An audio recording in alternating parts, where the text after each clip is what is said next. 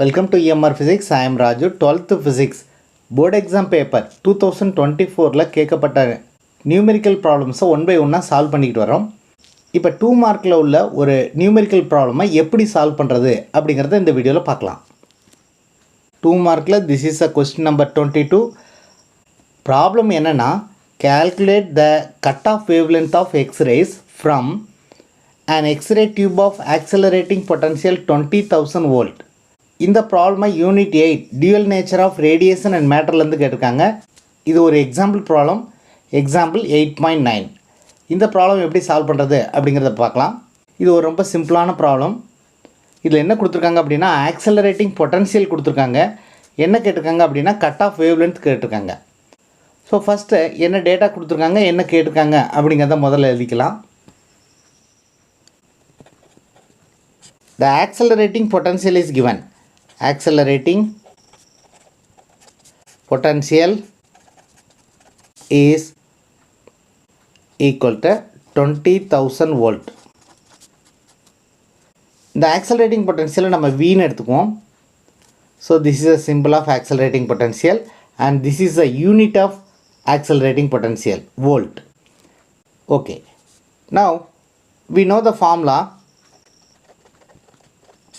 Accelerating பொட்டன்ஷியலுக்கும் ஃப்ரீக்குவென்சிக்கும் என்ன ரிலேஷன் அப்படின்னு பார்த்தோம்னா, H nu is equal to EV. அதாவது H nu naught is equal to EV. இங்கே நியூ நாட் அப்படின்னா higher frequency. It is a higher frequency. At this frequency the energy is equal to EV. ஃப்ரீக்குவென்சிக்கும் wave லென்த்துக்கும் ஒரு relation இருக்குது. அது என்ன அப்படின்னா, nu is equal to C by lambda. So when the frequency is higher, wavelength is lower. Frequency அதிகமாக இருக்கும்போது wave length வந்து கம்மியாக இருக்கும். லேம்டா நாட் அப்படிங்கிறது லோயஸ்ட் வேவ் லென்த். இந்த வேவ் லென்த்தை தான் நம்ம கட் ஆஃப் வேவ் லென்த் அப்படின்னு சொல்லுவோம். So hc by lambda 0 is equal to ev. இந்த ஃபார்முலாவில் ஹெச்ங்கிறது பிளாங்க்ஸ் கான்ஸ்டன்ட், சிங்கிறது வெலாசிட்டி ஆஃப் லைட், ஈங்கிறது சார்ஜ் ஆஃப் த எலக்ட்ரான். இந்த வேல்யூ எல்லாம் கான்ஸ்டன்ட்டு.